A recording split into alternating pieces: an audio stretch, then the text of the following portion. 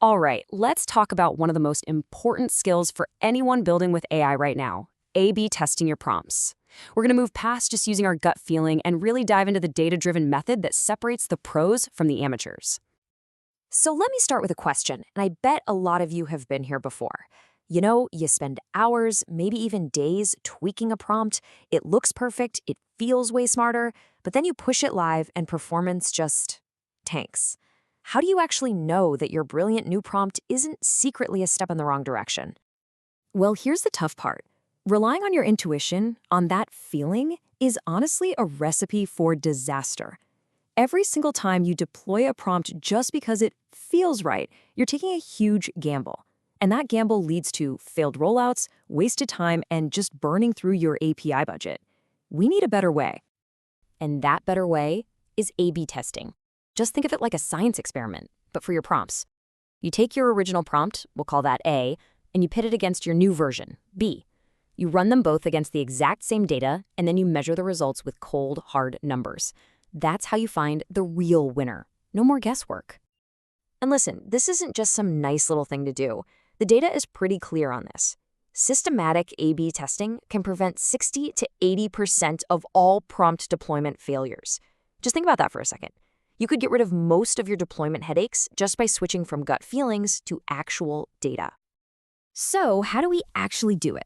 Let's break down the core method. It's actually a pretty simple, repeatable loop that takes you from just having an idea all the way to deploying with total confidence. It really just boils down to these 4 steps. First, you start with a clear hypothesis, something like, I bet adding examples will make the output more accurate. Second, you test your 2 versions against a really solid, diverse set of test cases. Third, you analyze the metrics. And this is so important. You have to look at more than just one thing. Finally, you use all that evidence to make a smart decision. See? This process turns random tweaking into a real structured experiment. Now, for any of this to actually work, scale is everything.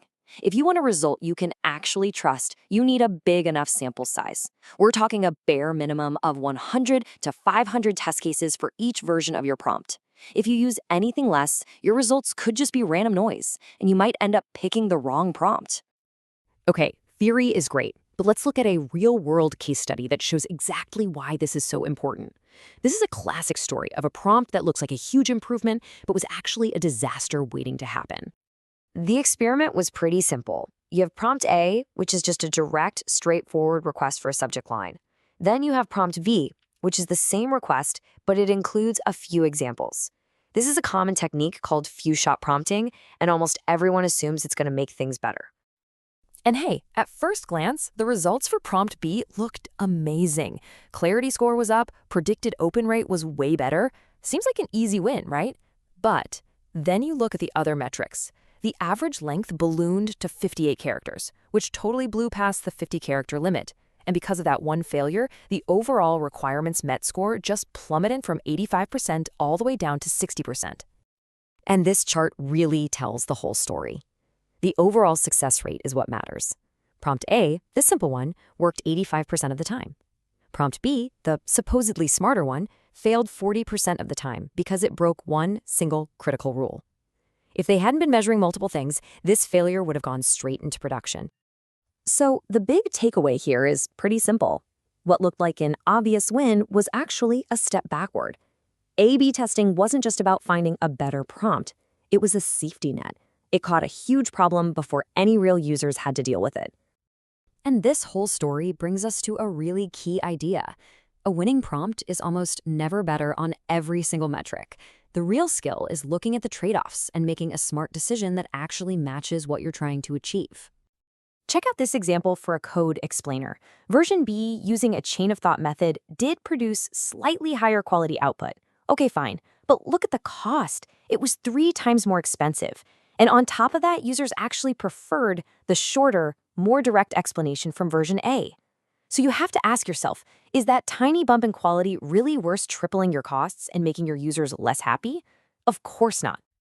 When you start making these smart, data-driven trade-offs over and over again, the results really add up.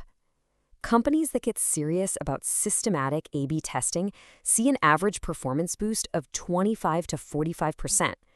That is a huge gain that can give you a real competitive edge. And it all comes from making these smart little decisions. Okay, so let's wrap this up. I want to give you some practical advice so you can get started on the right foot and help you dodge some of the common mistakes that can totally wreck your test results.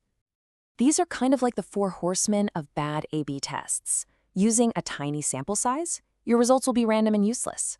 Changing the model or the temperature halfway through, well, then you're not even testing the prompt anymore. Focusing on just one metric, you'll be blind to critical trade-offs like we just saw. And finally, if your result isn't statistically significant, it's basically a coin flip. You have to avoid these at all costs. So I'll leave you with this challenge. I want you to think about the one prompt you're most proud of, the one you think is totally dialed in. What is the one core assumption you've made about why it works so well? Now go and design an A/B test to challenge that exact assumption, because the data might just surprise you.